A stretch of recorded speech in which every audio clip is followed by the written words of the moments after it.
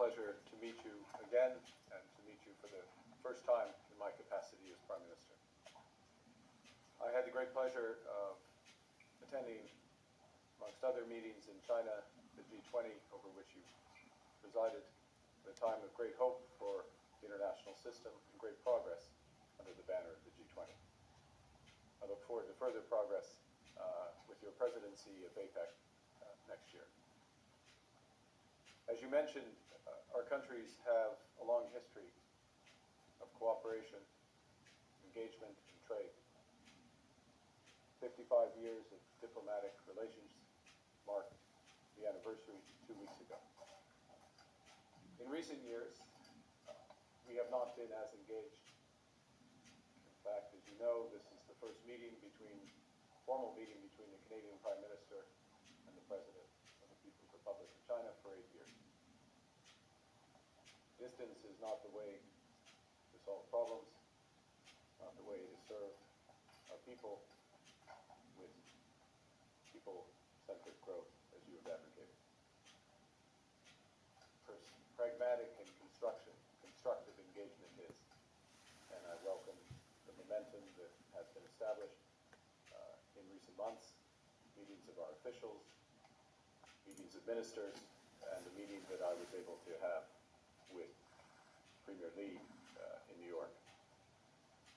I also welcome the invitation to come to China to further the dialogue, and I very much look forward to doing so, because it's through this constructive and pragmatic dialogue that we will address a path for current issues, that we will establish a road to seize the many great opportunities between our countries, and also to have the platform that's needed for the dialogue to help build a more sustainable, inclusive international system. You know, we just heard from the Minister of Industry from Indonesia, some wise words. And I'm actually going to begin by quoting something, I don't think he'll mind, that his President Prabowo, just said in the plenary. And he noted that growth that excludes is growth that divides. He continued, division causes instability, and instability is not conducive to peace and prosperity. And we're here, of course, for peace and prosperity. The spirit of partnership and shared growth is what brings us together at the APEC Summit, a forum to strengthen and deepen cooperation in the world's most dynamic region in order for growth to benefit all of our peoples. And that's why 35 years ago, Canada became one of the founding members of APEC. We joined for the same reason that I and we are here now, because we believe deeply, and consistently in what APEC stands for. Shared prosperity, grounded in rules-based trade and international cooperation.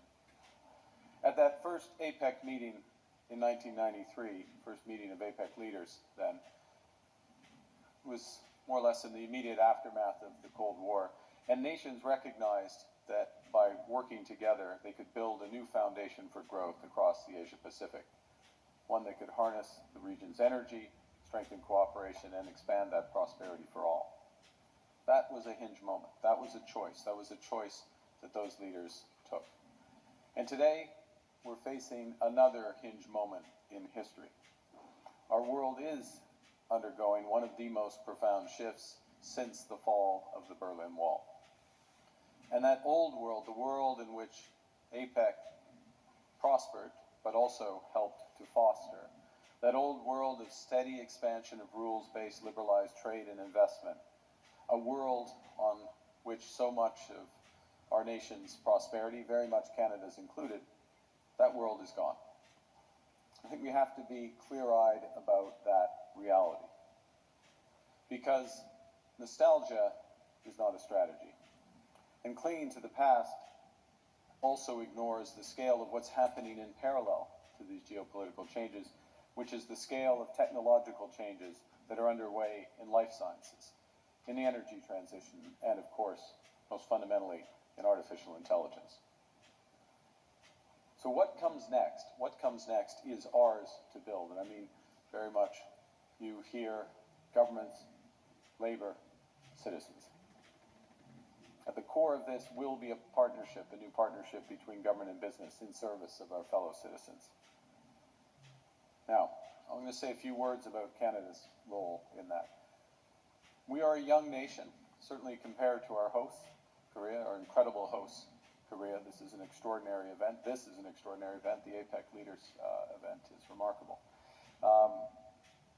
But we are as ambitious, as pragmatic, and we will be as relentless in the pursuit of new partnerships to unlock new markets and to catalyze unprecedented levels for Canada of new investment. We want to build big things with nations and companies who share our ambition and our belief that we are stronger together. So our government is charting a new course with an ambitious mission to double our non-US exports over the course of the next decade. And we're already making significant progress. In the past few months, we've signed new agreements with the UAE in artificial intelligence infrastructure, with the European Union in defense and trade, with Germany in critical minerals. Earlier this week in Kuala Lumpur, we agreed with the ASEAN nations to intensify and finalize the discussions for the Canada-ASEAN Free Trade Agreement next year. We're launching new bilateral free trade agreement talks with the Philippines and Thailand, which again we plan to complete over the course of the next year. And we join others from the region and the EU in advocating a new bridge to be built between CPTPP and the European Union in order to widen the field for rules-based trade and to promote strong, sustainable, and balanced growth. Yesterday, I met with the President of Korea, and we agreed to announce a new Canada-Republic of Korea Security and Defense Cooperation Partnership, the first of its kind for Canada and the Indo-Pacific. This is cooperation on security, defense, and also cooperation in the emerging domains of cyber, space, and hybrid threats. We'll also deepen our economic cooperation from energy to AI. And Canada is well positioned to deliver on all of these agreements because we have much of what the world wants. We are an energy superpower with the third largest reserves of oil and the fourth largest reserves of natural gas. This past June, we shipped our first major LNG exports to Asia.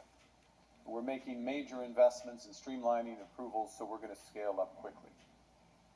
By 2030, Canada will produce 50 million tons of LNG each year, all destined for Asian markets. By 2040, we will double that amount, at least.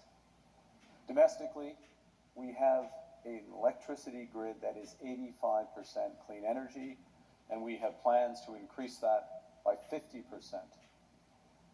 including through new nuclear, both utility scale and the world's first commercial SMRs. This will power clean manufacturing, AI and intelligence infrastructure, and the electrification of our sustainable economy. Moving further up the supply chain, we're amongst the top 5 producers of 10 critical minerals essential for the energy transition, amongst other applications. So we're fast-tracking new mines and producing to meet demands. We just made announcements. Get my time zone right. I'm going to front-run my Minister of Natural Resources now. We're about to make announcements in Toronto at the G7 Plus Energy Summit's Critical Minerals Summit of over 20 new investments, deals in critical minerals, totaling almost $2 billion of support, and that's just the start. Canada is positioned to be amongst the global leaders in clean technology, artificial intelligence, life sciences, and quantum computing, backed by more than 2 million STEM graduates driving innovation every day, the most educated workforce in the world per capita. and financed by deep expertise and capabilities in financial services. I'll mention two aspects of that. First, in our mining sector, 40% of all listed mining companies in the world are listed in Canada. And our pension funds are amongst the largest in the world, controlling $3 trillion of capital, already major infrastructure investors across the APEC economies. With the strongest balance sheet and the best tax treatment for new investment in the G7, and trade agreements spanning 1.5 billion consumers from the EU to CPTPP, we're mobilizing $1 trillion of generational investments over the next 5 years in Canada, in our ports, in our energy systems, in our digital infrastructure that will power our future. Now, part of our core offering, part of our core foundation for these investments is to provide you, and investors, and business people, the certainty and reliability that you crave and deserve. You crave in an uncertain world, you deserve at all times. And part of our offering is to live the values of sustainability and inclusivity to which the world aspires. You all know that certainty is the greatest currency in commerce. And its certainty comes not only from agreements, but also from trust. From partners who don't just respect the letter, but the spirit and the values behind agreements. That's Canada. Canada is ready, as a member of APEC, to build the new architecture for trade and investment. Canada is ready and eager to build with you. Come build with us. Thank you very much. Merci beaucoup.